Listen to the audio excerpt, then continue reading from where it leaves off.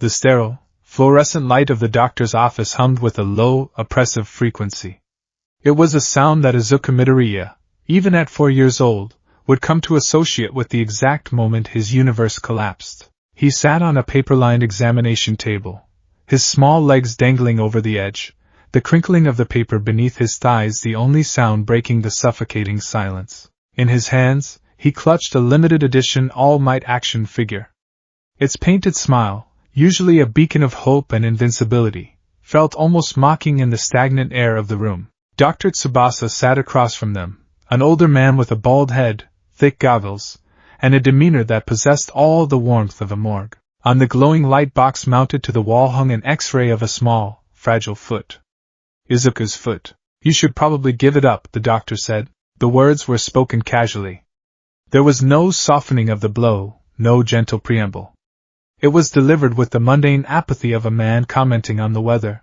Inko Midoriya inhaled sharply, her hands flying to her chest. Give it up? What do you mean? Is there something wrong with him? The other children at his preschool have already started showing signs of their quirks. Katsuki next door was practically sparking yesterday. The doctor sighed, tapping a blunt finger against the illuminated film. It's basic evolutionary biology, Mrs. Midoriya. When quirks first began manifesting, researchers noted a direct correlation between the new genetic anomaly and a streamlined skeletal structure. Specifically, the pinky toe. He traced a line on the bone structure of Izuku's foot. See this? 2 joints. A vestige of an older, unevolved humanity. People with quirks only have 1 joint. Your son has 2. He possesses no quirk factor in his DNA. He is entirely, definitively quirkless. The silence returned, heavier this time. It felt as though the gravity in the room had suddenly doubled. Izuku didn't fully comprehend the scientific jargon, but he understood the finality in the doctor's tone. He understood the sudden, wet gasp his mother let out as tears welled in her eyes. The All Might figure slipped from his small, trembling fingers. It hit the linoleum floor with a sharp, plastic clatter, the sound echoing off the bare walls. The hero landed face down. Izuku stared at it. Quirkless. The word tasted like ash. That night, the Midoriya apartment was wrapped in a funereal quiet. The glow of the computer monitor illuminated Izuku's tear-streaked face. On the screen, a much younger All Might was laughing amidst a sea of flames, carrying dozens of civilians to safety on his broad shoulders. It's fine now. Why? Because I am here. Izuku pointed a trembling finger at the screen. His voice was small, choked with a grief too vast for his 4-year-old body. Mom, he looks so cool. No matter what trouble you're in, he'll save you with a smile. Inko stood in the doorway, her heart shattering into 1,000 irrecoverable pieces. She moved toward him, her knees giving out before she even reached the chair, collapsing against him in a desperate, tearful embrace. I'm sorry, Izuku. She sobbed, burying her face into his shoulder, her tears soaking his shirt. I'm so sorry. I'm sorry. No, Mom, Izuku thought, his large green eyes staring blankly at the glowing monitor. That's not what I wanted you to say. I just wanted you to tell me I could be a hero too, but she didn't. No one did. The world is not born equal. That was the absolute truth Izuku learned in the weeks and years following his diagnosis. Society was a pyramid, and quirks dictated your placement on the ancient stones. At the very top were the strong, the flashy, the heroic. At the bottom was the dust. Izuku was the dust. The first time Katsuki Bakugo burned him, Izuku realized that dust could still feel pain. They were in the woods behind the playground, their usual kingdom. Katsuki had recently manifested his quirk, explosion. His palms sweated a nitroglycerin-like substance that he could ignite at will. It was powerful, terrifying, and undeniably heroic. The neighborhood children flocked to him like moths to a dying star, eager to bask in his violent light. Izuku had only tried to help. Another boy had fallen, scraping his knee, and Izuku had offered a hand. But in Katsuki's eyes, a quirkless nobody offering help was an insult. It implied that the quirkless thought they were on equal footing. It was a disruption of the natural order. You're in the way, Deku, Katsuki snarled, using the alternate reading of Izuku's name, the reading that meant useless. Kaken, I was just, Boom! The explosion was small, a mere firecracker, but to a 5-year-old, it felt like the end of the world. The concussive force knocked Izuku flat onto the dirt. The heat singed his shirt and left a harsh, red burn across his collarbone. The smell of burnt sugar and ozone filled his nostrils. Izuku scrambled backward, his eyes wide with terror, tears streaming down his face. Katsuki stood over him, his palms smoking, his red eyes narrowed in absolute contempt. You're quirkless. You're nothing. Don't ever look at me like you can do anything, you damn Deku. The other children laughed. They pointed. They mocked. Izuku sat in the dirt, the sting of the burn radiating through his chest, and he learned his place. He was glass in a world of hammers. He was meant to be shattered. From that day on, Izuku retreated inward. The bright, bubbly boy who used to wear All Might onesies and shout about justice slowly withered away, replaced by a quiet, observant ghost. He learned to walk softly, to keep his eyes downcast, to make himself as small as possible. If he didn't take up space, maybe they wouldn't hurt him. But he never stopped watching. He carried a battered notebook everywhere, writing down everything he saw. If he couldn't have a quirk, he would understand them. He would dissect the powers of the world, cataloging strengths, weaknesses, and limitations. It was his only defense mechanism, a futile attempt to bring order to a world that had deemed him a chaotic mistake. By the time Izuku turned 8, the burns on his shoulders were a patchwork of faded pink scars, and his silence had become a second skin. It was during the sweltering summer of his 8th year that Hisashi Midoriya returned home. Hisashi was a tall man, possessing a head of unruly black hair and a mouth that always seemed to carry a faint, acrid scent of smoke, courtesy of his fire-breathing quirk. He worked overseas in a specialized, highly lucrative branch of structural engineering and support for archaeological excavations. He was a man of the world, loud, boisterous, and entirely disconnected from the suffocating reality of his son's daily life. The first night Hisashi was back, dinner was an agonizingly quiet affair. Inko fluttered around the kitchen, desperately trying to project an aura of familial bliss. Hisashi ate heartily, talking at length about a massive contract his company had secured in a remote desert region of the Middle East. They were excavating a subterranean ruin believed to predate the advent of quirks, deep within an uncharted expanse of dunes. Izuku pushed his rice around his bowl, his eyes fixed on the ceramic pattern. He's quiet, Inko, Hisashi noted, gesturing to Izuku with his chopsticks. Too quiet for an 8-year-old. Boys his age should be breaking windows and skinning knees. What's going on with him? Inko tensed, her eyes darting to Izuku with a familiar, pitying sorrow. Well, you know, Hisashi. The diagnosis. It's been hard on him. And the kids at school. She trailed off, unable to voice the ugly truth. Hisashi frowned, a puff of gray smoke escaping his nostrils. He looked at Izuku, really looked at him, seeing the hunched shoulders, the nervous twitch of his fingers, the utter lack of light in his emerald eyes. This won't do, Hisashi declared, setting his chopsticks down with a definitive clack. He's cooped up in this city, stewing in his own head. He needs to see the world. He needs perspective. Hisashi grinned, a sudden, wild idea taking hold. I'm taking him with me on my next rotation. Inko dropped a plate in the sink. It shattered. What? Hisashi, no. The Middle East? A desert excavation site? It's too dangerous, it's too hot, he's just a child. It's perfectly safe, Inko, Hisashi argued, waving a dismissive hand. The camp is state-of-the-art.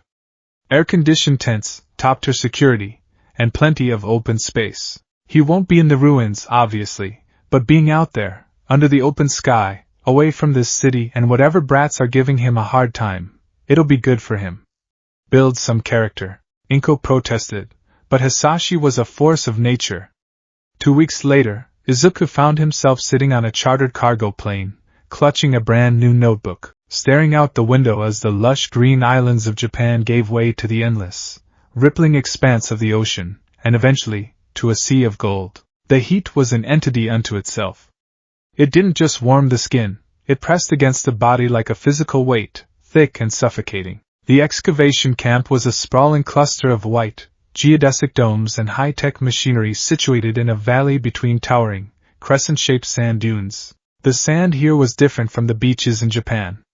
It was a deep, mesmerizing amber, shifting and flowing in the wind like water. For the first few days, Izuku remained in his father's residential dome, enjoying the aggressive hum of the air conditioner, and reading books about ancient history. But the sheer magnitude of the desert outside his window slowly drew him out. Hisashi, true to his word, tried to bond with his son. He showed Izuku the massive, treaded vehicles they used to traverse the dunes, let him look through the surveying scopes, and introduced him to the burly, sweat-drenched engineers who treated Izuku with a rough but genuine kindness. For the first time in 4 years, nobody looked at Izuku like he was a broken toy. Out here, against the primordial majesty of the desert, quirks didn't seem to matter as much.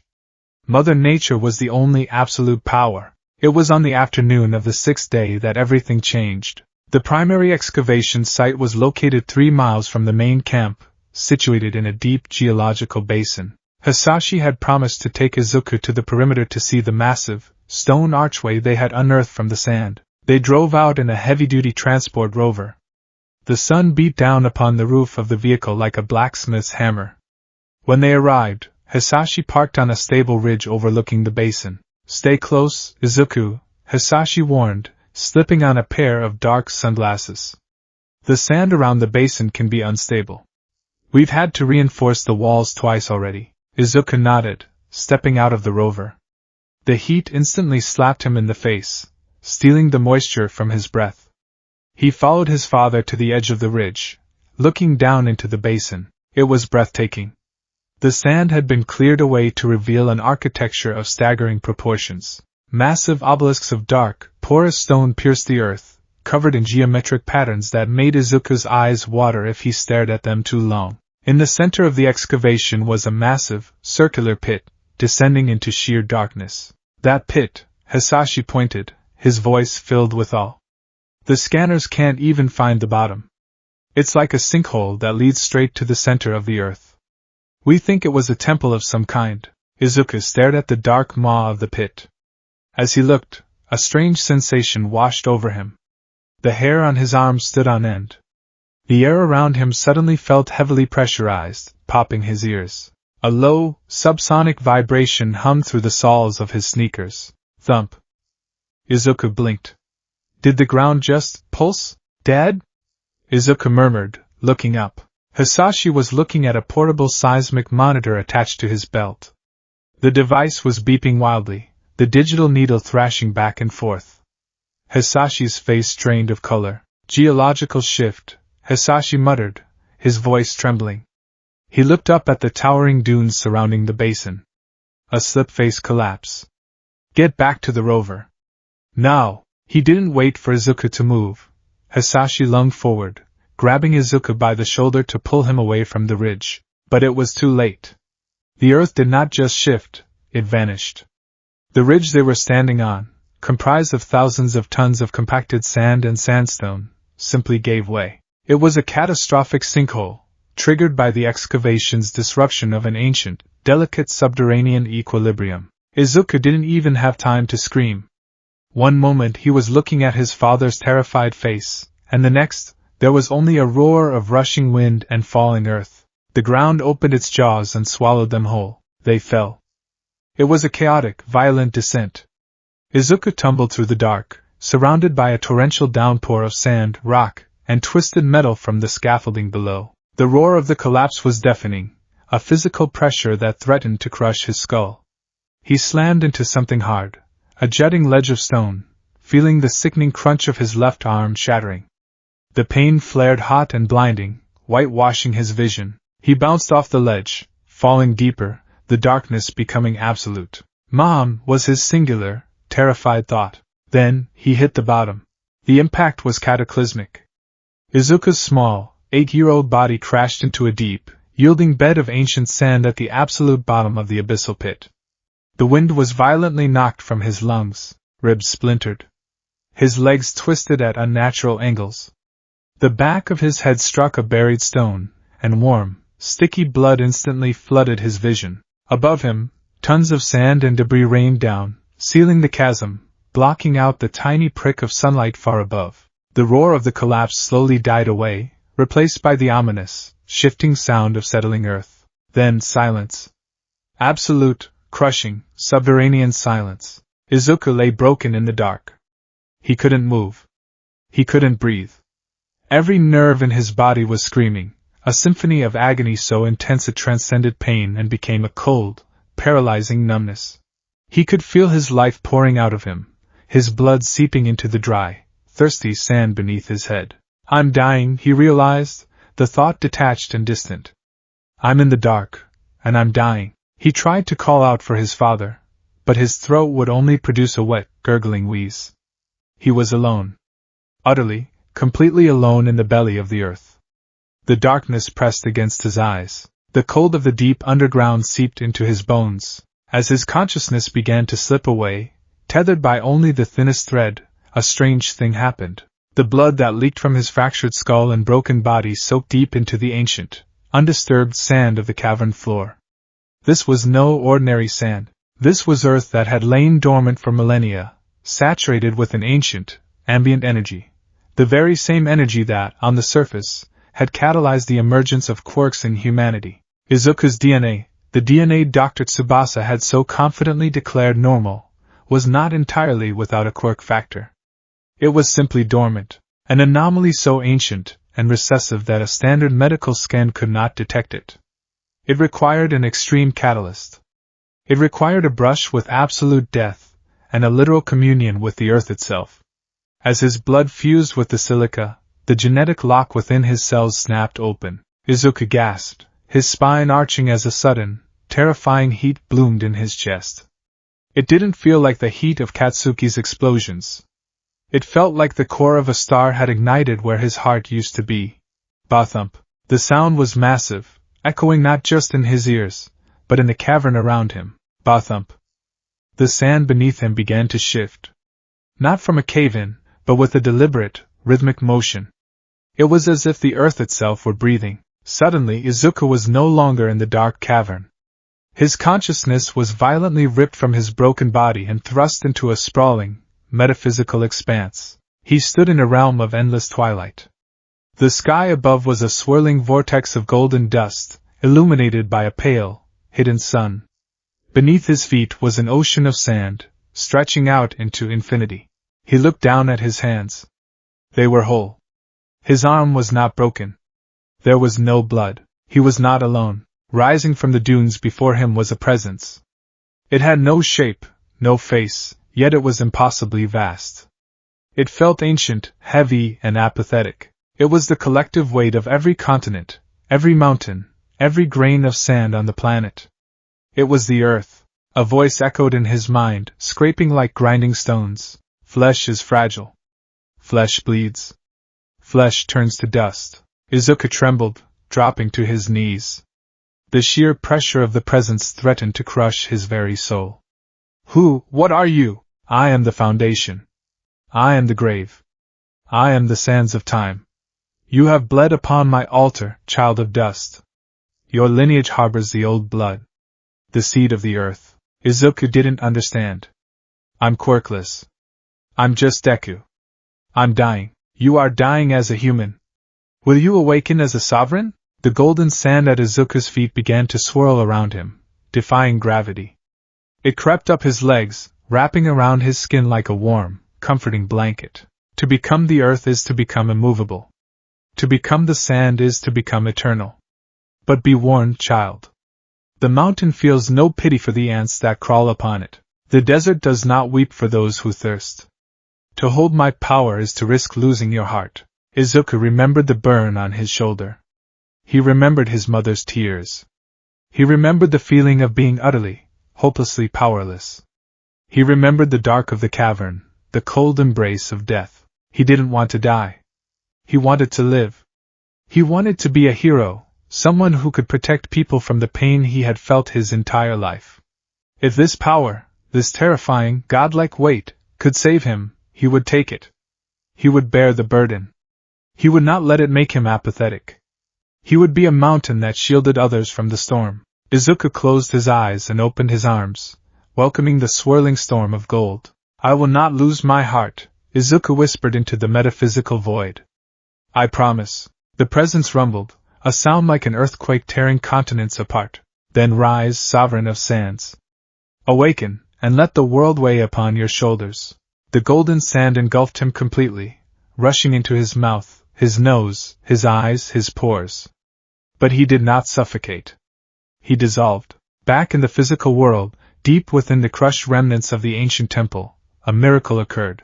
Izuku's shattered bones began to knit together, the fractures filling with microscopic grains of highly compressed silica. His torn muscles regenerated, interwoven with resilient, earth-based fibers. The blood that had pooled around his head crystallized, turning into a fine red dust before being absorbed back into his skin. His biology was fundamentally rewritten. He was no longer entirely carbon-based. The dormant mutation had integrated his biology with the elemental properties of the earth. He was human yet not. He was flesh, but he was also the desert. For 3 days and 3 nights, Izuku Midoriya lay in the dark, buried beneath thousands of tons of rock, undergoing a metamorphosis of divine proportions. On the surface, it was a tragedy that made international news. The collapse of the Teralbar excavation site was deemed a catastrophic geological disaster. The sinkhole had swallowed the primary transport ridge and nearly half the basin. Hisashi Midoriya had miraculously survived, having been thrown clear of the deepest part of the collapse, suffering 2 broken legs and a punctured lung. He had been airlifted to a hospital in Cairo, screaming his son's name the entire time. For 2.5 weeks, international rescue teams, including several pro-heroes with earth-moving quirks, labored tirelessly under the grueling desert sun to excavate the site. They moved thousands of tons of sand, but the deeper they went, the more unstable the walls became. The risk of a secondary collapse was too high. On the 20th day, the search was officially called off. The press release was solemn. Given the depth of the collapse, the lack of oxygen, and the sheer weight of the debris, there was a 0% chance of survival. 8-year-old Izuku Midoriya was officially declared dead, his body lost to the deep earth. Inko Midoriya, who had flown out to the site and stood vigil at the edge of the perimeter fence for 2 weeks, collapsed into the sand, her wails echoing across the desolate landscape. It was a sound of absolute, world-ending despair. The rescue equipment was packed up. The massive floodlights that had illuminated the site at night were powered down. A heavy, somber silence descended upon the desert camp as the remaining crew prepared to abandon the site. It was near dusk, the sky bruised with shades of violent purple and bleeding orange, when the anomalous seismic activity began again. A localized tremor, reading a 4.5 on the Richter scale, shook the camp. Coffee cups spilled. Tent poles rattled. The engineers rushed from their domes, looking toward the cordoned-off basin with wide, terrified eyes. Is it another collapse? One of the foremen yelled, holding onto a railing to keep his balance. No! A surveyor screamed, looking at his monitor. The seismic waves, they're pushing up. Something is displacing the earth from below. At the edge of the basin, Inko, who had refused to leave, clung to the chain-link fence. She stared out at the massive crater of shifting sand. The center of the sinkhole began to churn. It bubbled like a pot of boiling water, but on a massive scale. Hundreds of tons of sand were being pushed upward, cascading down the sides of a rising mound. The earth was parting. Then, a shape broke the surface. It was small. Too small to be a vehicle, too small to be a piece of ancient architecture. As the dust settled in the twilight air, the engineers and Inko gasped in unison. The silence that followed was so profound it felt as though the entire world held its breath. Standing atop a pillar of compressed sand, ascending slowly from the depths of the abyss, was a boy. His clothes were torn, reduced to dirty rags that clung to his small frame. His unruly green hair was now muted, coated in a fine layer of pale dust. But he was uninjured. There was not a single scratch, bruise, or break on his body. But it was not merely his survival that rooted everyone to the spot in terror and awe. It was the aura he emanated. Izuku Midoriya's eyes were open, but they were no longer the soft, anxious emerald they had once been. They glowed with an internal, amber light, deep and ancient, like polished tiger's eye catching the sun. His face was devoid of the fearful, nervous child he had been 3 weeks prior. His expression was one of absolute, unsettling stoicism. It was the face of a pharaoh, carved from stone, gazing upon his domain. Around his small body, defying every known law of physics, floated 3 distinct rings of golden sand. They orbited him slowly, silently, like the rings of a miniature planet, compressing and shifting with a life of their own. He didn't walk down the pillar of sand. The pillar simply flowed forward, carrying him over the treacherous terrain of the crater like a king upon a palanquin, setting him down gently at the edge of the safe zone, just a few feet from the chain-link fence. Inko fell to her knees, her hands gripping the chain links so hard her knuckles bled. She couldn't speak. Her vocal cords were paralyzed by a cocktail of overwhelming relief and primal, instinctive fear. The boy before her was her son, but he was also something entirely else. Izuku looked through the fence at his mother. He raised a hand. The metal fence, constructed of heavy-duty steel mesh, instantly corroded under his touch. The moisture within the metal was rapidly expelled, and the steel crumbled into rust and red dust, creating a perfect circular opening. He stepped through, the rings of sand shifting to accommodate his movement. He walked up to his mother, his bare feet making no sound on the earth. He reached out and placed a small, dusty hand on her cheek. His skin was warm, dry, and slightly granular, like fine sandpaper. "Do not cry, mother," Izuku said. His voice was still the voice of an 8-year-old boy, but layered beneath it was a strange, harmonic resonance. It sounded like the wind sweeping across empty dunes, whispering secrets older than mankind. "I am alive. The earth protected me." An engineer, overcoming his shock, stepped forward, a medical kit in hand. Kid, how are you? We need to check you for injuries. You were down there for weeks. How did you survive without water?" Izuku turned his glowing amber eyes toward the man. The engineer instantly stopped, a cold sweat breaking out on his neck. The feeling of being watched by a predator, no, not a predator, a force of nature, pinned him in place. Izuku held out his palm. The air around his hand shimmered.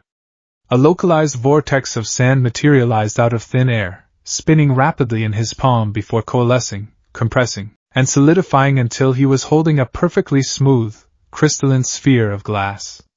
He let it drop to the ground, where it shattered, glittering in the dying light of the sun. "I do not need water anymore," Izuku said, turning his gaze back to the vast, open expanse of the desert. "I am the drought. I am the dust." He closed his eyes, taking a deep breath of the arid air. To everyone else, the desert was a wasteland of death. To Izuku, it was a choir of millions, whispering to him, welcoming him home, offering him the absolute power of the earth itself. Dr. Tsubasa had been right.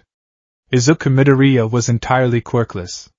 He did not possess a mere biological abnormality meant to shoot fire or move objects.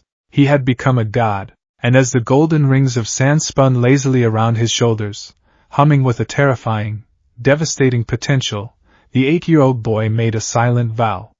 He would return to the city of concrete and glass. He would return to the world of heroes and villains, of Katsuki Bakugo and All Might. And he would show them that while the strong may rule the sky must always, inevitably, bow to the earth. The sovereign of sands had awakened. The world would never be the same. To possess the power of a god in a world of mortals was to live in a house made of wet paper.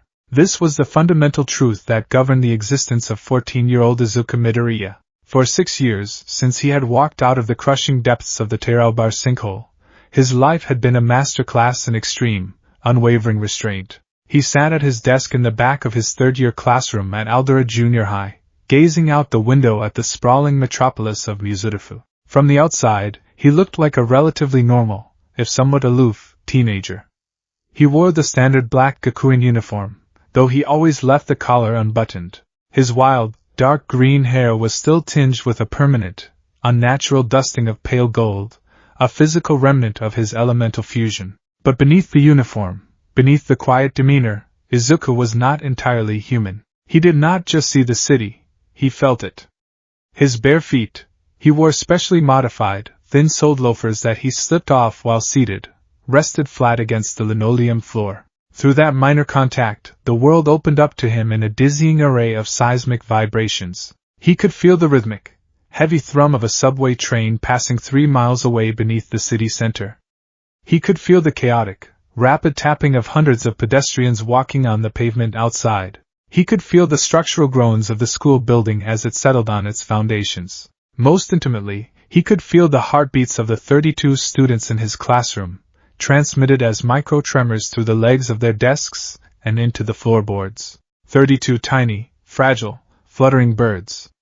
That's what human hearts felt like to him. Izuku took a slow, measured breath, reining in his sensory perception, narrowing it down to his immediate surroundings. It was exhausting, this constant filtering. If he allowed himself to fully connect to the earth, the sheer volume of tectonic information would overwhelm a mortal mind. He had spent years in the quiet isolation of his bedroom or sitting on the sands of Takoba Municipal Beach, meditating, building mental dams to hold back the infinite ocean of the Earth's consciousness. Restrain, the ancient presence in his blood whispered. Or destroy. Since you're all third years, it's time for you to think seriously about your futures. The homeroom teacher's voice broke through Izuku's meditation. The man stood at the front of the class, holding a thick stack of career aptitude forms. I'll pass out these handouts for your future plans now, but you're all pretty much planning to go into the hero course, right? The teacher threw the papers into the air. Instantly, the classroom erupted into a chaotic display of quirks. Students enlarged their limbs, stretched their necks, manipulated small amounts of water, and showed off their physical mutations. It was a cacophony of teenage exuberance. Izuku did not cheer. He didn't even blink. He simply sat perfectly still. Beneath the cuff of his sleeve, invisible to his classmates, a thin ribbon of golden sand orbited his wrist. It moved automatically, a physical manifestation of his subconscious will, perpetually grinding and shifting. Yes, you all have wonderful quirks, the teacher chuckled, trying to corral the chaos. But using your powers in school is against the rules, sensei.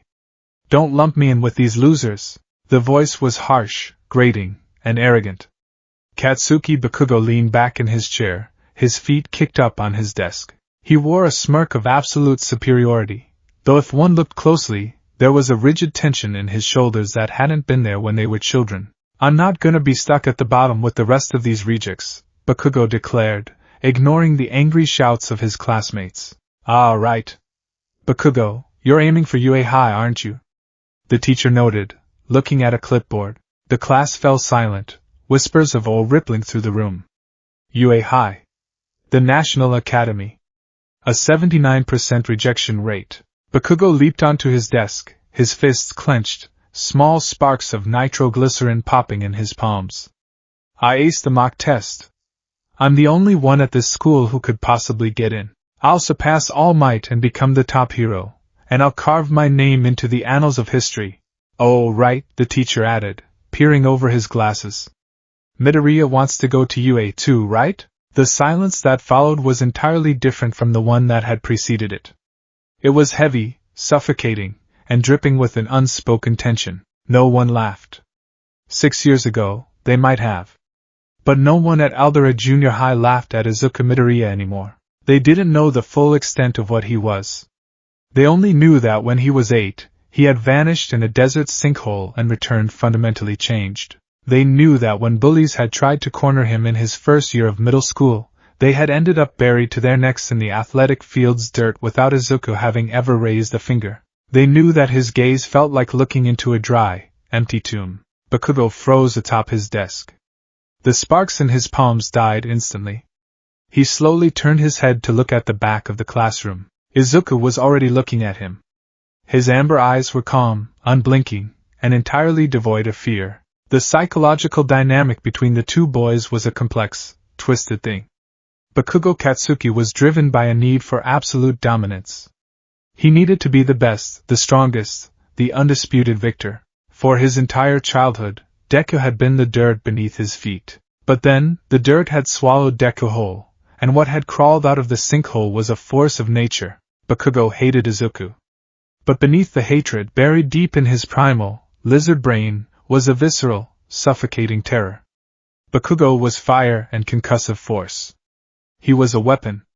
But Izuku was the earth. What good is a bomb against a mountain? To compensate for this deeply suppressed terror, Bakugo's bravado around Izuku had become dangerously volatile. Deku! Bakugo roared, leaping off his desk and bridging the gap between them in a split second. He slammed his right hand down on Izuku's desk, intending to detonate a small, intimidating explosion right in Izuku's face. It was an instinctual assertion of dominance, a desperate need to prove he wasn't afraid. The explosion never happened. Before Bakugo's palm even made contact with the laminate wood of the desk, a micro-thin barrier of hyper-compressed sand materialized between his skin and the surface. It happened faster than the human eye could track. Izuku's automatic defense, a sentient, reactive shield born of the Earth's will to protect its sovereign, intercepted the threat. The sand didn't just block the physical impact, it instantly absorbed the sweat on Bakugo's palm. The nitroglycerin-like substance was drained of all its moisture in a millisecond. Bakugo's hand hit a surface that felt like coarse sandpaper, his quirk completely neutralized. Bakugo yanked his hand back as if he had been burned, his crimson eyes wide, his pupils blown out in shock. His breath hitched in his throat. Izuku didn't flinch. He didn't even change his posture. He merely tilted his head slightly, his amber eyes locking onto Bakugo's terrified gaze. "Was there something you needed, Bakugo?" Izuku asked. His voice was soft, polite, but it carried that strange, subsonic resonance, the sound of grinding stones deep underground. Bakugo's jaw clamped shut. His pride warred violently with his survival instincts. The air around Izuku was bone-dry, leaching the moisture from Bakugo's skin, making his throat feel like it was coated in dust.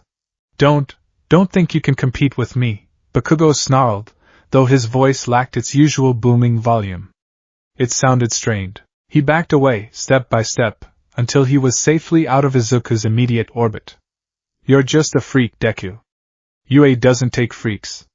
Izuku slowly looked away, returning his gaze to the window. "We'll see," Izuku murmured. The teacher cleared his throat nervously, quickly moving the lesson along, eager to dissipate the heavy, oppressive atmosphere that had settled over the room. School ended. The sky above Muzurifu began to bleed into shades of orange and violet. Izuku walked home alone, as he always did. He avoided the main thoroughfares, preferring the quiet isolation of the concrete-lined canals and the shaded, empty alleyways. He hated crowded spaces. Every person that brushed past him was a hazard. If someone bumped him with ill intent, his automatic defense would shatter their bones before Izuku could consciously call it off. He had spent years training the sand to distinguish between a malicious strike and an accidental bump, but it was an imperfect science. The earth was violently protective of him. When he reached an abandoned stretch of the municipal canal, away from the prying eyes of security cameras and pedestrians, Izuku stopped. He took off his shoes, holding them in one hand. He stepped onto the concrete embankment. "Rise," he commanded mentally. The concrete beneath his feet groaned. The silica and aggregate within the cement responded to his call.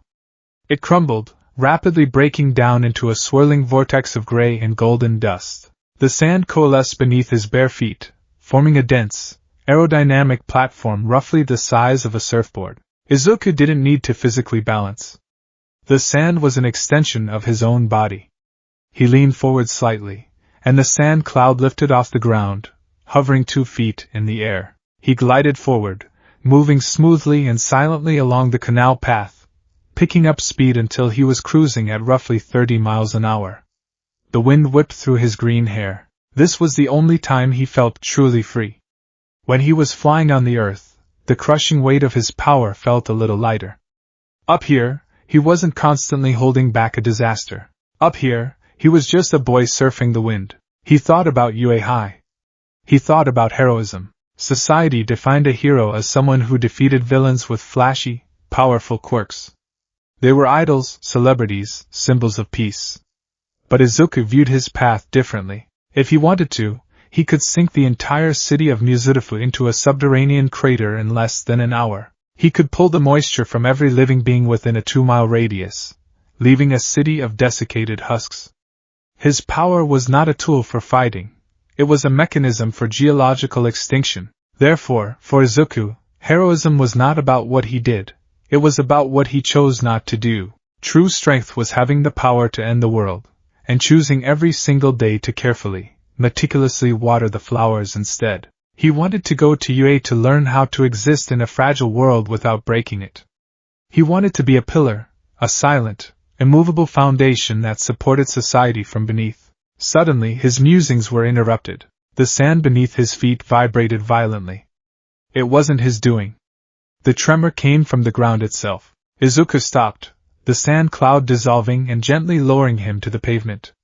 He closed his eyes and focused on the seismic waves echoing through the city blocks.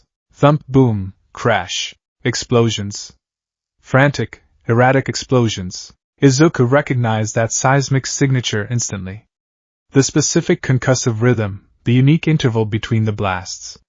It was Katsuki Bakugo, and based on the frantic tempo of the vibrations, Bakugo was not fighting for dominance. He was fighting for his life. Izuku opened his eyes. They flared with a brilliant, terrifying gold. He didn't hesitate. He willed the earth beneath him to shift, propelling himself forward with incredible speed, running toward the Tatooine shopping district. The shopping district was a vision of hell. Fires raged out of control, licking the sides of the commercial buildings, painting the sky with thick, black smoke. The sound of shattered glass and screaming bystanders filled the air. At the center of the chaos, thrashing violently in an alleyway, was a massive, undulating mountain of dark green, viscous fluid. It was a sludge villain, a petty criminal with a remarkably dangerous, fluid mimicry quirk. And trapped within the sludge, suffocating, drowning in the foul liquid, was Katsuki Bakugo. A perimeter had been established by the police, holding back a crowd of terrified onlookers. Several pro-heroes were on the scene, but they were utterly paralyzed. Death Arms, a hero with superhuman strength, stood at the edge of the flames, grinding his teeth. I can't grab hold of the guy. He's liquid.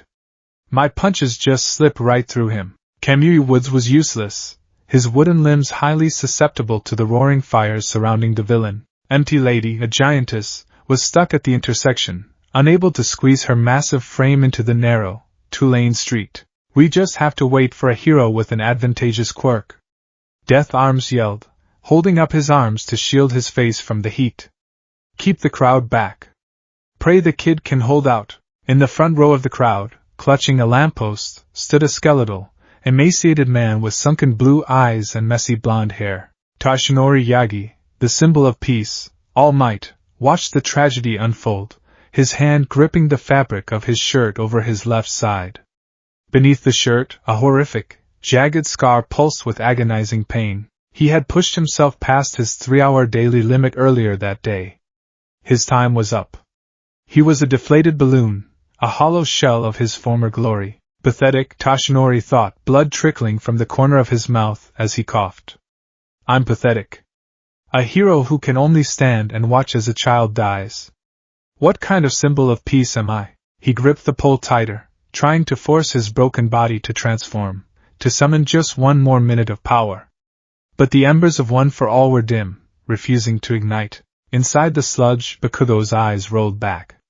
His explosions were growing weaker, mere pops of light that were instantly smothered by the fluid.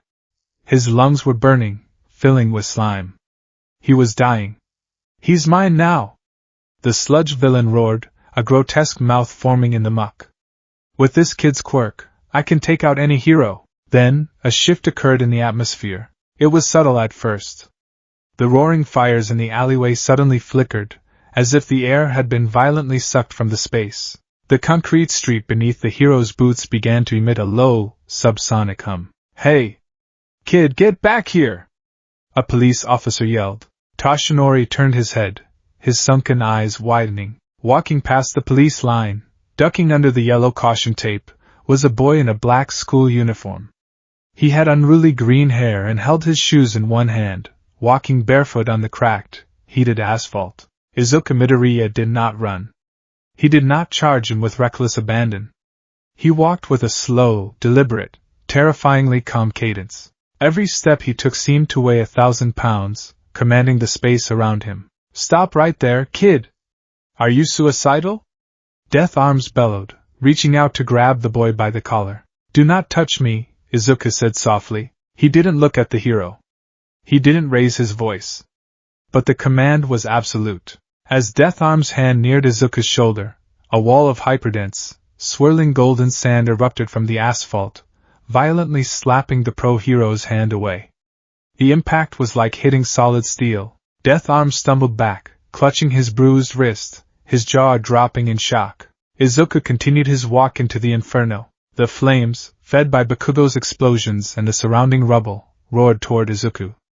But they never reached him. A localized sandstorm, fine and razor-sharp, whipped into existence around the boy. The sand absorbed the heat, starved the fire of oxygen, and smothered the flames instantly. As Izuku walked, the sea of fire literally parted before him, extinguishing itself in deference to his presence. The crowd fell dead silent. Even the pro-heroes watched in stunned disbelief. Toshinori held his breath.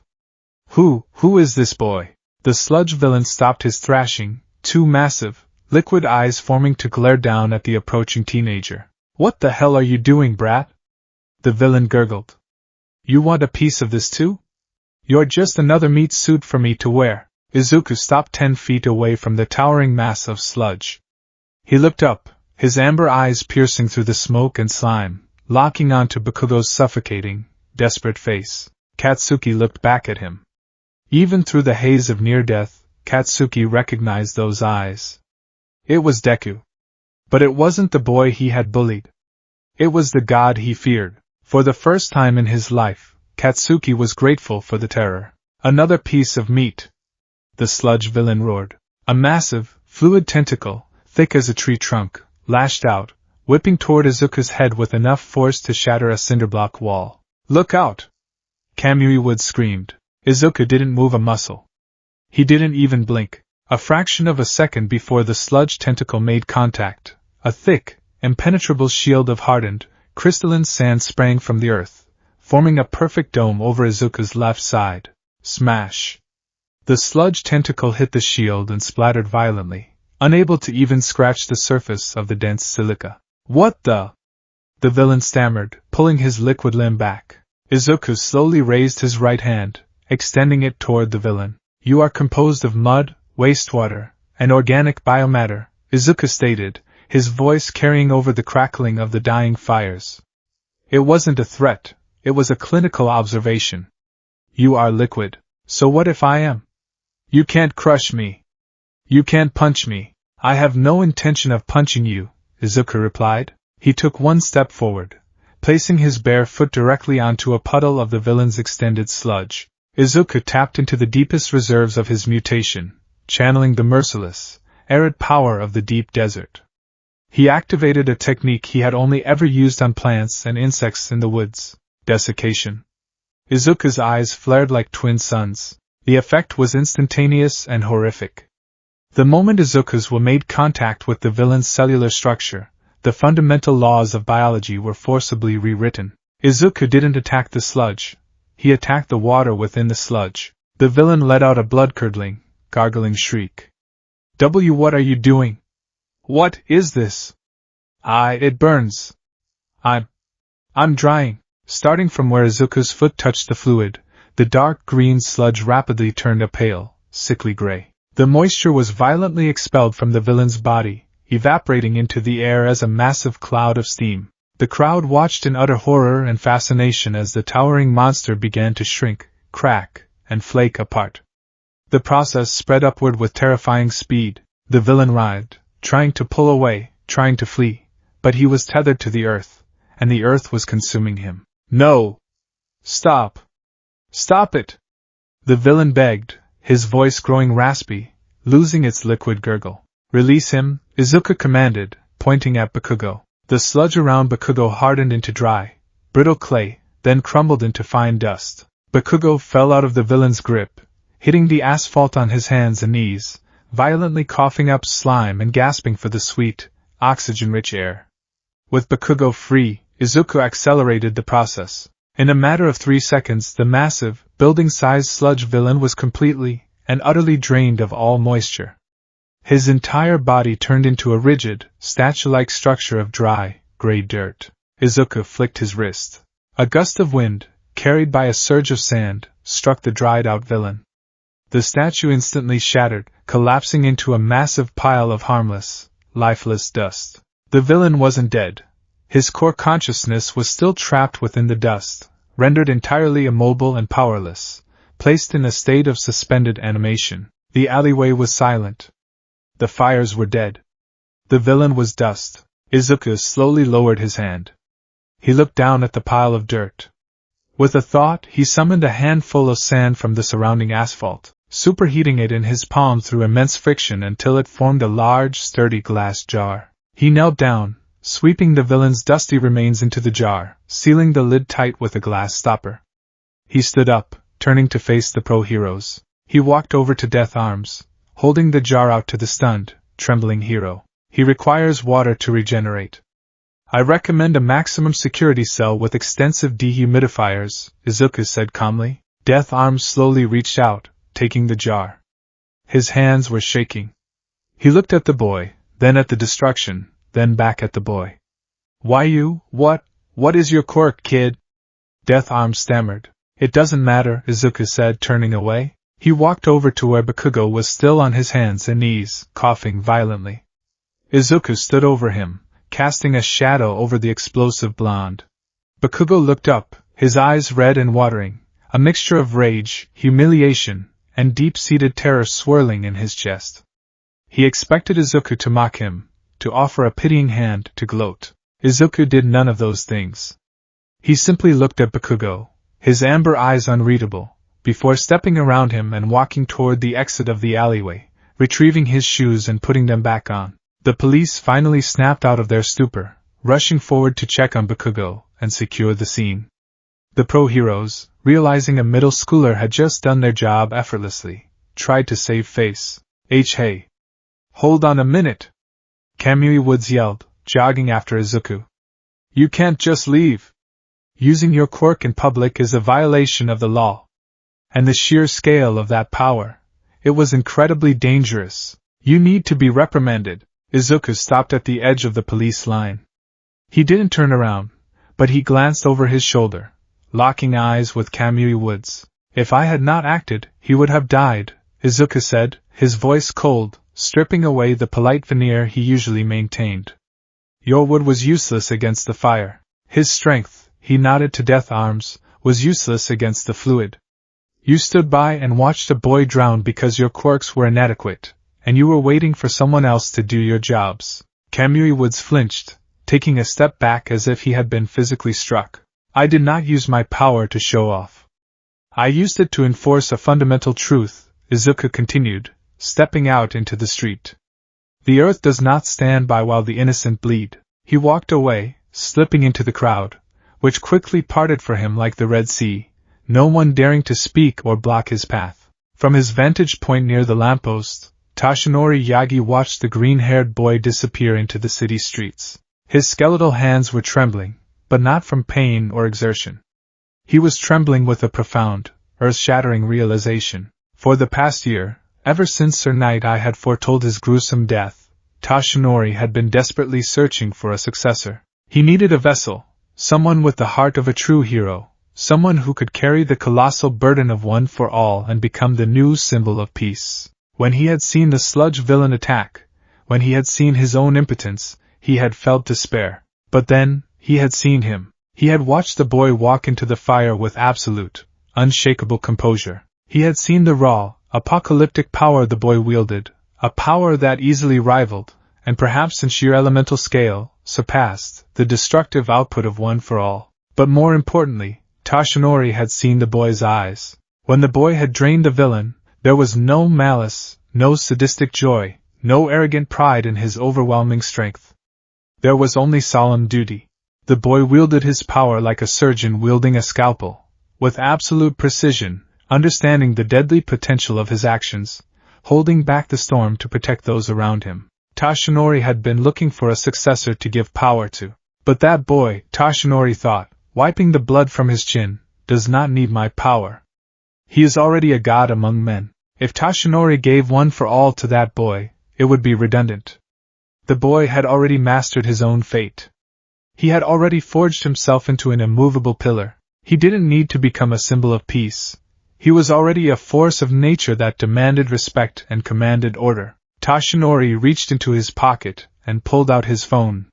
He looked at a text message from his old sidekick, Sir Night-Eye, sent earlier that week. I have found the perfect candidate for you, Toshinori. a third-year student at UA. Mirio Togata. He has the heart, the smile, and the drive. Come meet him. Toshinori looked back at the empty street where Izuku Midoriya had vanished. A hero with the power of the earth would inevitably rise to the top. The world would learn of his strength soon enough. The boy would walk his own path, independent of the legacy of One for All. Toshinori unlocked his phone and typed a reply to Night Eye. Set up the meeting. I want to meet young Togata. As Toshinori walked away from the scene, the heavy burden in his chest felt a little lighter. The future of the world was secure. There would be a new symbol of peace, a shining sun for the people to look up to. But beneath that sun, Toshinori now knew, there would be an unshakable foundation of earth, quietly, stoically holding up the world. Izuku arrived back at his apartment complex as the stars began to pierce the night sky. He stopped at the entrance, leaning against the brick wall.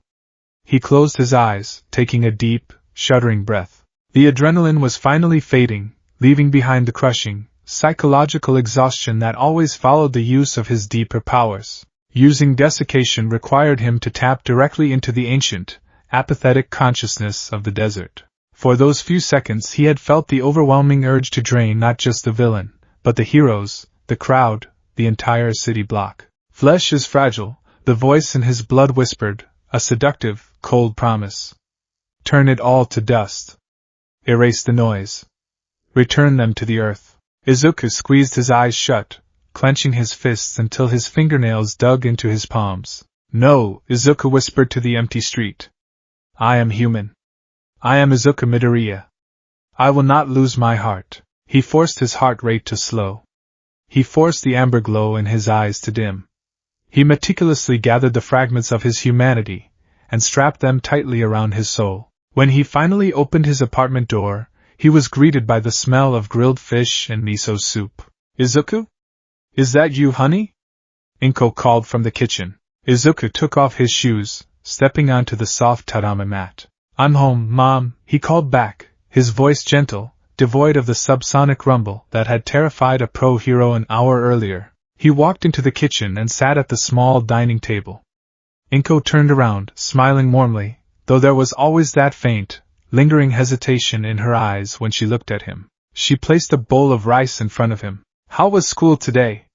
She asked. The teacher called earlier, mentioning something about career forms? Izuku picked up his chopsticks. He looked at the rice, the small, white grains reminding him of the infinite sands of his domain. It was fine, Izuku said softly, looking up at his mother with a small, reassuring smile. I filled out my form. Inko wiped her hands on her apron. Oh? And where did you decide to apply, honey? UA High, Izuku replied calmly. The hero course. Inko froze. The memory of a towering pillar of sand in a desert basin flashed through her mind. She knew, better than anyone, what her son was capable of. She didn't tell him to give it up. She didn't tell him it was impossible. She only prayed for the safety of anyone who stood in his way. Okay, Izuku, Inko said softly, her voice trembling slightly with pride and a mother's eternal worry. I know you'll do great things. Izuku took a bite of his food. He would go to UA. He would face the trials. He would show the world that a god could still be a hero. The Sovereign of Sands had taken his first step out of the shadows. The shifting of the earth had officially begun. For 10 months leading up to the UA entrance exam, Izuku Midoriya did not train his body. He didn't need to lift weights, run marathons, or undergo grueling physical conditioning. The earth had already remade his physiology. His muscles were interwoven with silica fibers, rendering him immune to fatigue and nearly impervious to blunt force trauma. Instead of building physical strength, Izuku spent the 10 months training something far more vital, and far more exhausting. He trained his mercy. Every morning before dawn, Izuku would walk to the edge of Takoba Municipal Beach. It was a massive, illegal dumping ground, piled high with rusted refrigerators, decaying tires, and shattered glass. But Izuku didn't look at the trash. He looked at the sand buried beneath it. He would sit cross-legged on the shore, close his amber eyes, and sink his consciousness into the earth. To the untrained observer, he was just meditating. But beneath the surface, a god was grappling with his domain. Izuku practiced holding back the tides. He practiced isolating the microscopic vibrations of a single hermit crab moving 3 miles down the coast, filtering out the deafening roar of the tectonic plates grinding beneath the Pacific Ocean. He practiced turning a single, jagged shard of broken glass into a smooth, harmless pebble, forcing himself to use only a fraction of his power. Because power, Izuku had learned, was a blunt instrument. When he had destroyed the sludge villain, he had nearly pulled the moisture from the surrounding pavement, the air, and the bystanders. The ancient, dormant consciousness of the earth was not malevolent, but it was entirely apathetic to human life. The earth did not care if a city stood or fell. It would all return to dust eventually. Izuku had to care. He had to be the bridge between the eternal, crushing weight of the planet and the fragile, fleeting lives of the people who walked upon it. On the morning of the UA entrance exam, late February air bit with a sharp, unforgiving chill. Izuku dressed in his junior high uniform, slipping his feet into his thin-soled loafers. As he walked out the door, Inko stopped him, her hands nervously wringing a dish towel. "Izuku," she said softly, her eyes tracing the permanent, faint dusting of gold in his green hair. Be careful today." Izuku paused. He knew she didn't mean be careful not to get hurt. She meant be careful not to hurt them. "I will, mother," Izuku replied, his voice carrying that faint, grounding resonance. "I am only going to take an exam." The walk to UA High School was a sensory bombardment. Musudafu was awake, and the sheer volume of kinetic energy, trains rattling on elevated tracks, thousands of hurried footsteps, the hum of subterranean power lines, pressed against his mind. He breathed deeply, letting the noise wash over him and through him, grounding himself. When the towering, H-shaped glass and steel structure of UA High came into view, Izuku stopped at the main gates. The architecture was impressive, but Izuku's focus immediately dropped below the surface. He felt the massive, reinforced concrete pillars driven deep into the bedrock. He felt the sprawling subterranean network of pipes and cables.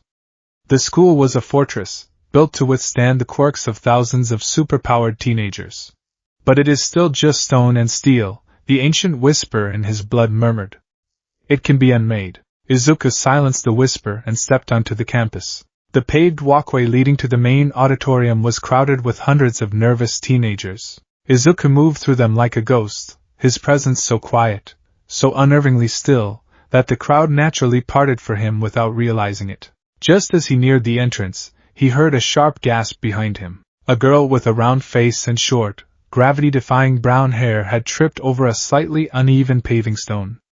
She was pitching forward, her hands flailing, bracing for a harsh impact with the concrete. Izuku didn't turn around. He didn't reach out to catch her. Instead, he merely twitched his right index finger. The concrete beneath the girl's falling body instantly destabilized, shifting in a microsecond from solid rock to a localized cushion of hyperdense, aerated sand. The girl's face hit the surface, but instead of the jarring crack of bone on stone, she bounced slightly, as if landing on a tightly pulled trampoline made of silk. A second later, the sand fused back together, solidifying into perfectly flat, pristine concrete. Achiko Uraraka pushed herself up, blinking in absolute confusion. She patted her face, then patted the ground. It was solid rock. "Huh!" she muttered, looking around wildly. I could have sworn I tripped. Was that my quirk? No, I didn't touch anything."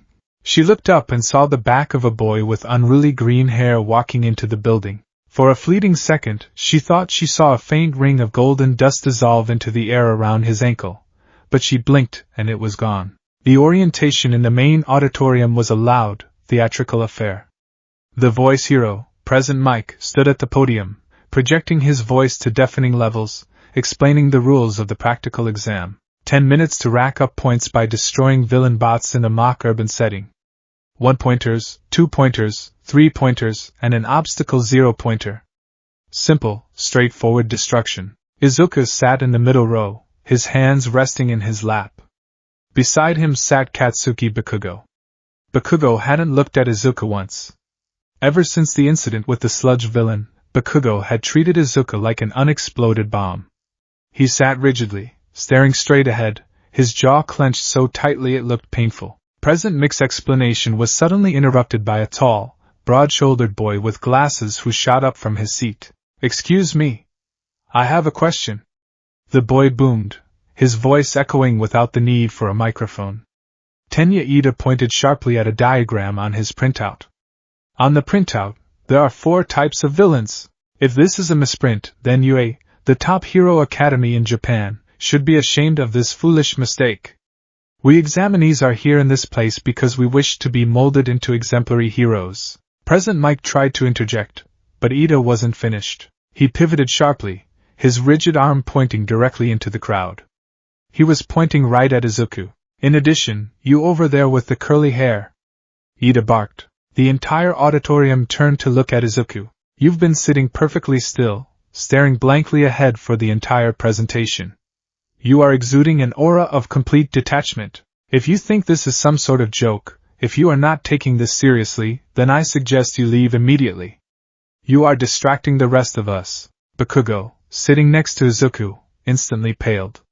He slowly leaned away from Izuku, as if trying to put as much distance between them as the small seats would allow. "You suicidal idiot," Bakugo thought, staring at Ida in horror. Izuku slowly blinked. He turned his head, his amber eyes locking onto the tall, engine-quirked boy. For Izuku, he hadn't been staring blankly. He had been mapping the subterranean layout of the battle centers they were about to be sent to, calculating the density of the artificial concrete they would be standing on. Izuku didn't raise his voice. He didn't stand up. But when he spoke, the strange, harmonic resonance of his voice seemed to carry effortlessly through the massive auditorium, sliding into the ears of every person present. "I am perfectly attentive, examinee number 7111, Izuku said softly. "My stillness is not a lack of focus. It is the absolute presence of it. I suggest you concern yourself with your own preparation. The metal you rely upon will not save you if your mind is easily distracted." The words were polite, but the weight behind them was crushing. The temperature in the room seemed to drop. Ida physically flinched, his hand dropping to his side. He felt a sudden, inexplicable dryness in his throat, a primal instinct screaming at him that he had just yelled at a sleeping apex predator. I see," Ida stammered, bowing stiffly. "My apologies." He quickly sat down, a cold sweat breaking out on the back of his neck. President Mike cleared his throat, subtly wiping a bead of sweat from his own brow. "Okay. Thanks for the question, examinee 7111. The 4th villain type is worth 0 points. It's just an obstacle. I recommend running away from it. Now make sure you're ready. Plus Ultra." Battle Center B was a sprawling, hyper-realistic replica of a modern city, complete with skyscrapers, alleyways, and paved intersections. The towering steel gates stood closed, holding back a horde of anxious examinees stretching, breathing heavily, and hyping themselves up. Izuku stood at the very front of the crowd, inches from the massive gates. He had taken off his loafers, leaving them neatly aligned against the outer wall of the testing center. He stood barefoot on the pavement. To the others, he looked utterly defenseless. He wore a simple black tracksuit, completely lacking any support gear. No armor, no gauntlets, no weapons. Aoyama Yuga, glittering in his sparkling armor, side-eyed the green-haired boy. "Monsieur, are you sure you belong at the vanguard? You lack panache?" Izuku did not reply. He was busy. Through the soles of his feet, Izuku was sending microscopic pulses of kinetic energy under the steel gates and into the mock city. The vibrations echoed off the subterranean foundations and returned to him, painting a perfect, real-time 3D map in his mind. He felt the heavy, metallic footprints of 51 pointers patrolling the outer ring. He felt the treads of the 2-pointers in the central plaza. He felt the massive, dormant weight of the 0-pointer hidden beneath a concealed launch bay on the far side of the city. He knew exactly where everything was. The exam hadn't even begun, and Izuku had already solved the maze. "Right, let's start." President Mick's voice boomed from the hidden loudspeakers. The examinees at the front flinched, looking around for a countdown, hesitating. "What? There's no countdown?" Izuku did not hesitate. The moment the word start echoed, the massive steel doors began to slowly grind open. Izuku didn't wait for them to open fully. He slipped through the widening crack, stepping onto the pristine concrete street of the mock city. Hey! Get back here! A boy shouted from behind. He's jumping the gun. There are no countdowns in a real battle. Run, run, run! Present Mike screamed. The realization hit the crowd, and a stampede of super-powered teenagers surged forward, roaring battle cries, desperate to find their prey. But as they rushed through the gates, they immediately skidded to a halt, a collective gasp rippling through the mob. Izuku Midoriya stood perfectly still in the center of the main intersection, 100 yards ahead of them. 10 villain bots, a mix of ones, twos, and a massive three-pointer, had rounded the corner, their red optic sensors locking onto Izuku. Target acquired, the three-pointer droned mechanically, its missile pods locking on. Commencing extermination. Izuku slowly lowered himself into a crouch. He placed both of his bare hands flat against the asphalt. Flesh is fragile, the earth whispered. Stone is eternal. Return it to the source. Izuku opened his eyes. They blazed with the terrifying, ancient light of a dying sun. Yield, Izuku commanded. He released his hold on the earth. The effect was not an explosion. It was not a laser beam. It was a localized apocalypse. The entire four-way intersection, a span of concrete and asphalt roughly the size of a football field, instantly liquefied. Izuku forcefully extracted the binding agents, the moisture, and the structural integrity from the artificial street. The hard, gray concrete transformed into a violent, churning vortex of golden quicksand. The transition was so sudden, so structurally devastating, that the charging robots didn't even have time to fire their weapons. The ground beneath them simply vanished. The one-pointers shrieked metallic groans as they plunged waist-deep into the swirling sand. The heavy two-pointers sank instantly, their treads grinding uselessly against the abrasive silica. What is happening? Ida gasped, standing at the edge of the safe zone, staring at the swirling maelstrom of gold that had replaced the street. Izuku stood in the exact center of the vortex. The sand did not pull him down. It swirled around his ankles, deferring to him, supporting his weight perfectly. The three-pointer, massive and heavily armored, struggled to pull itself out of the quicksand, its hydraulic arms straining against the immense drag. It raised a cannon, aiming at Izuku. Izuku simply rotated his palms downward. Sink. The quicksand turned into a violent downdraft. A massive sinkhole opened beneath the robots. The sheer, terrifying weight of thousands of tons of shifting sand crashed inward. The sound was horrifying. It wasn't the sound of an explosion. It was the sound of a mechanical execution. Steel shrieked, buckled, and snapped under the immense subterranean pressure. Armor plating was crumpled like tin foil. Oil and hydraulic fluid sprayed into the golden dust like black blood. In a matter of 3 seconds, 10 villain bots were dragged violently into the depths of the earth, crushed into compacted cubes of scrap metal, and buried 50 feet underground. The street was silent. Izuku stood up. The quicksand instantly solidified, fusing back into a smooth, seamless expanse of polished, glass-like sandstone.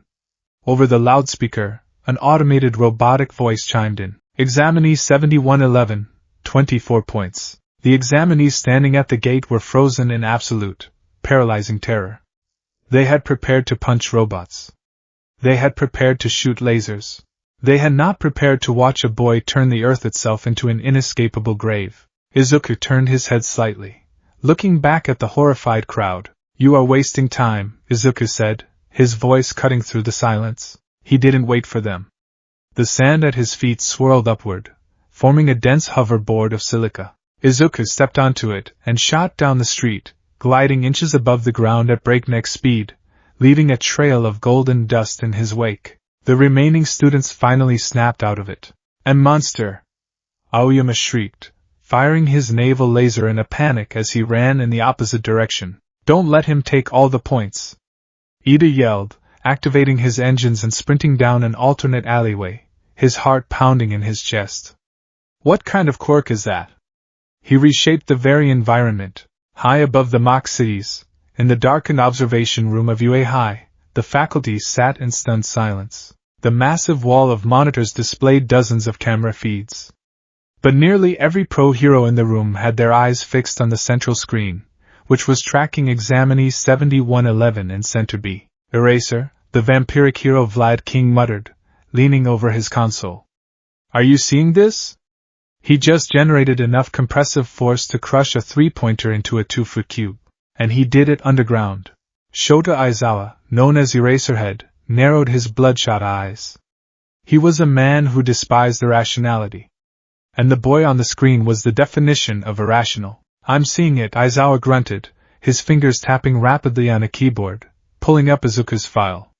Midoriya Izuku. Registered quirk, none. Aizawa paused, frowning deeply. Wait, his file was updated 6 years ago. It says latent elemental mutation sand/earth manipulation. But the output, it's wrong. Wrong how? Asked Midnight, leaning in, her eyes wide with fascination as she watched Izuku glide through the city, casually dismantling robots by turning the walls of buildings into sand whips that tore the machines apart. Standard elemental emitters have a biological limit, Aizawa explained, his gaze never leaving Izuku. Endeavor overheats. Kamui Woods needs hydration and sunlight. Pixie Bob requires physical exertion to mold her earth beasts. This kid, he's not sweating. His heart rate, according to the biometric scanners at the gates, is resting at a perfectly calm 60 beats per minute. He isn't generating the sand from his body.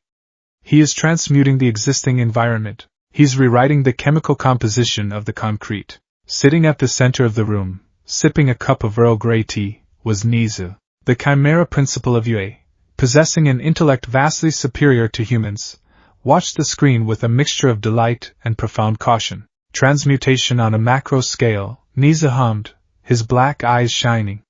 Fascinating. He isn't just manipulating dirt, Aizawa. He is enforcing his will upon the tectonic foundation. Look at his movements. There is no wasted kinetic energy. He acts not as a combatant, but as a sovereign dictating terms to his subjects. In the back of the room, standing in his deflated, skeletal form, Toshinori Yagi watched the screen in silence. He remembered the sludge villain. He remembered the absolute, terrifying peace in the boy's eyes. He is holding back, Toshinori realized with a chill. He's destroying these robots with the absolute minimum effort required. If he wanted to, he could sink this entire mock city into a crater. He has 75 points already, Vlad King noted, shaking his head. He shattered the curve in 3 minutes. The other kids in his center can't even get close to him. He's clearing entire blocks. Nizu set his teacup down with a soft clink. He has certainly proven his destructive capabilities, Nizu said cheerfully. But a hero's true worth is not measured merely by the villains they crush. It is measured by how they act when the crushing weight of the world is turned upon them. Let us test his foundation. Nizu reached out a small, white paw and slammed a large red button on his console. Down in Center B, the remaining minutes were winding down. Achiko Uraraka was panting heavily, sweat pouring down her face. She had managed to secure 28 points using her zero gravity to float robots and drop them. But she was nearing her nausea limit. Just one more, she thought, leaning against the building. Just one more to be safe. Suddenly, the ground violently heaved beneath her feet. It wasn't Izuku's localized, controlled tremors. This was a massive, violent earthquake. The mock buildings groaned, glass shattering from the windows and raining down onto the streets. A shadow, immense and suffocating, fell over the central plaza, the zero-pointer. It was a monstrosity of engineering. It stood over 200 feet tall, a colossal, heavily armored behemoth that looked like a walking skyscraper. Its massive treads crushed entire buildings into powder as it rolled forward. Its single, glowing red eye swept over the fleeing examinees. What the hell is that? A student screamed. It's the obstacle. Run! The examinees broke into a terrified sprint, abandoning their hunts, driven by pure, primal fear. The zero-pointer raised a massive, hydraulic fist and slammed it into the ground, sending a shockwave that threw several students off their feet. Achiko tried to run, but the shockwave caught her. She stumbled, falling hard against the pavement.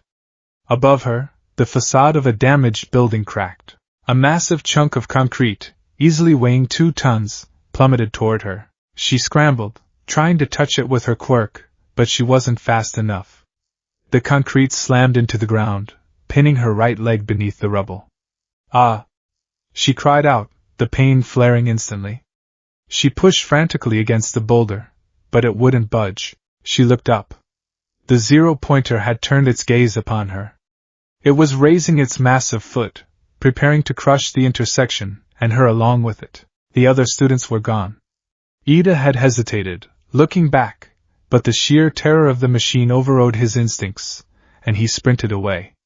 I'm going to die here, Achiko realized, tears spilling over her cheeks as the colossal shadow descended upon her. Help! She screamed, her voice cracking. Somebody! 100 yards away, gliding away from the plaza, Izuku stopped. He didn't hear her scream.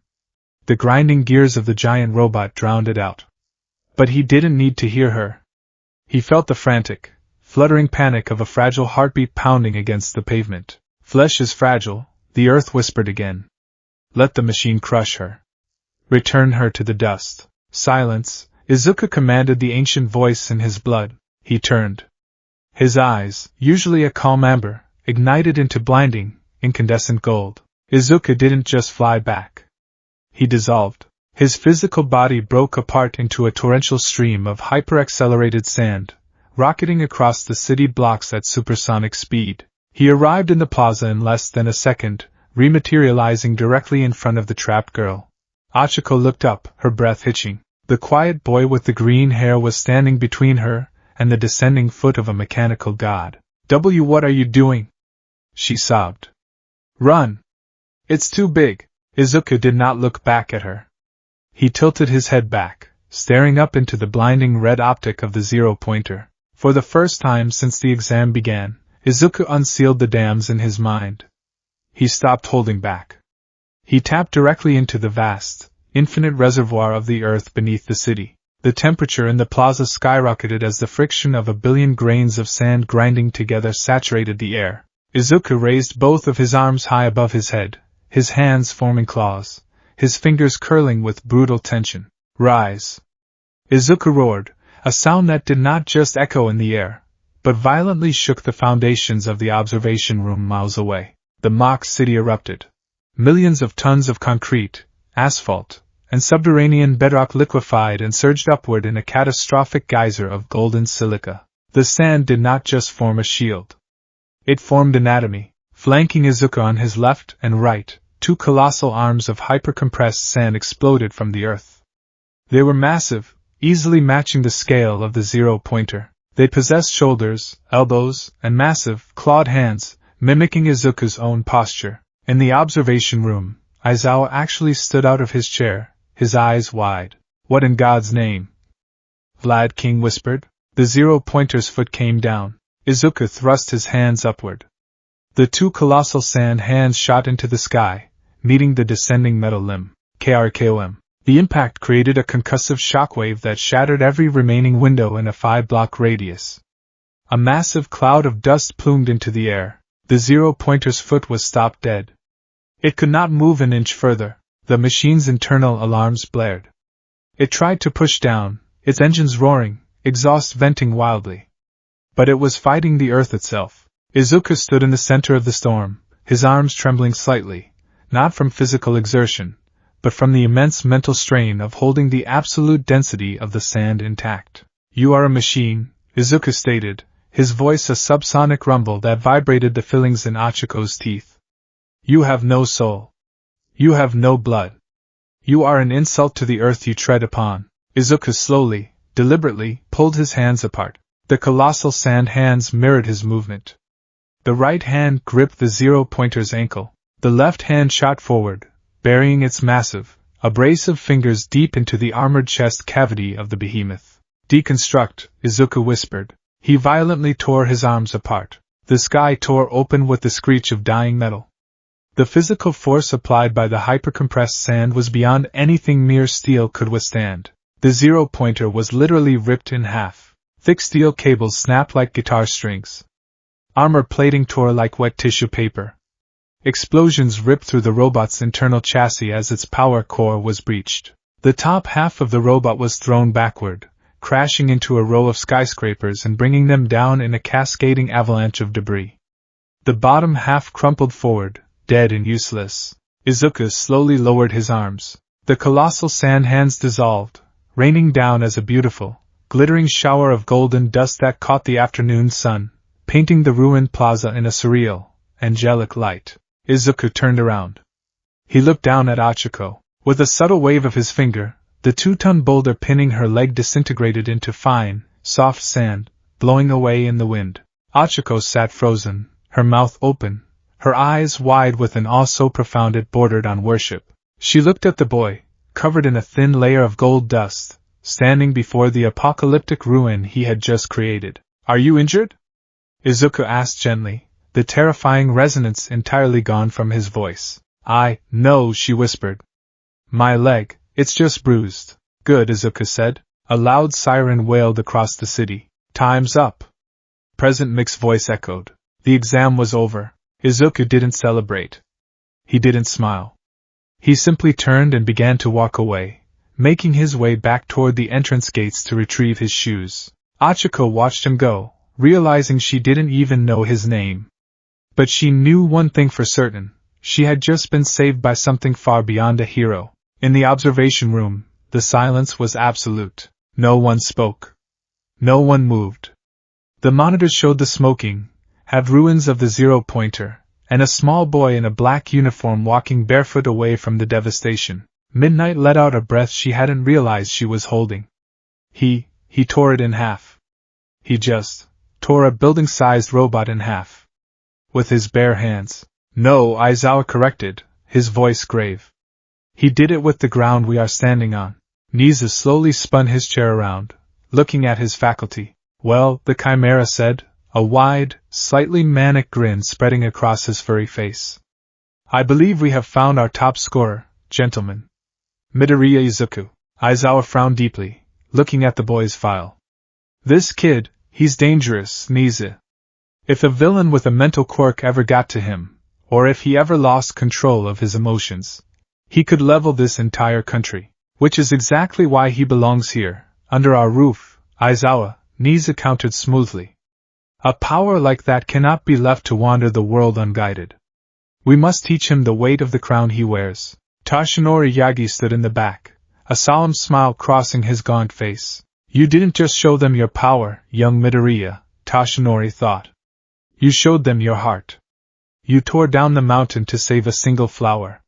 The Sovereign of Sands had arrived at UA High. And the foundations of the hero world would never be the same again."